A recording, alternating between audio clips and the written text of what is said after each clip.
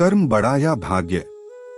इस दुनिया में कर्म को मानने वाले लोग कहते हैं भाग्य कुछ नहीं होता, और भाग्यवादी लोग कहते हैं किस्मत में जो कुछ लिखा होगा वही होकर रहेगा। यानी इंसान कर्म और भाग्य इन दो बिंदुओं की धुरी पर घूमता रहता है और एक दिन इस जग को अलविदा कहकर चला जाता है।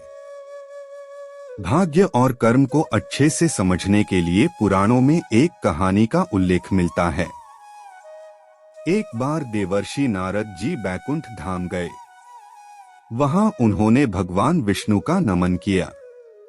नारद जी ने श्रीहरि से कहा, प्रभु, पृथ्वी पर अब आपका प्रभाव कम हो रहा है।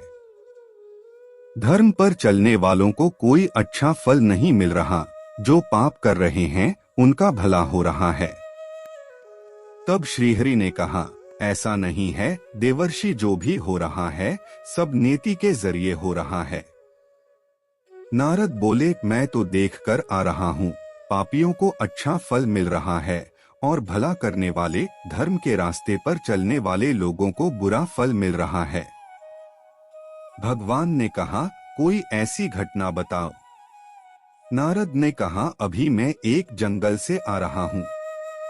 वहां एक गाय दलदल में फंसी हुई थी। कोई उसे बचाने वाला नहीं था। तभी एक चोर उधर से गुजरा। गाय को फंसा हुआ देखकर भी नहीं रुका, वह उस पर पैर रखकर दलदल लांघकर निकल गया। आगे जाकर चोर को सोने की मोहरों से भरी एक थैली मिली। थोड़ी देर बाद वहां से एक वृद्ध साधु गुजरा।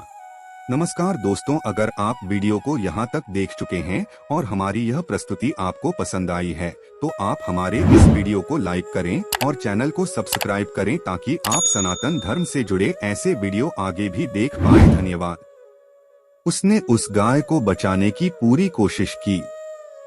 पूरे शरीर का जोर लगाकर उस गाय को बचा लिया, लेकिन मैंने देखा कि गाय को दलदल से निकालने के बाद वह साधु आगे गया तो एक गड्ढे में गिर गया।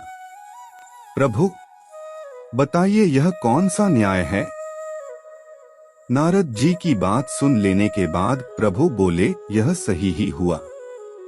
जो चोर गाय पर पैर रखकर भाग गया था उसकी किस्मत में तो एक खजाना था, लेकिन उसके इस पाप के कारण उसे केवल कुछ मोहरें ही मिली।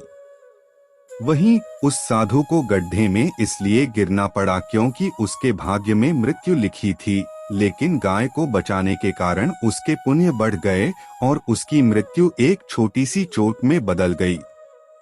इंसान के कर्म से उसका भाग्य तय होता है। इंसान को कर्म करते रहना चाहिए क्योंकि कर्म से भाग्य बदला जा सकता है।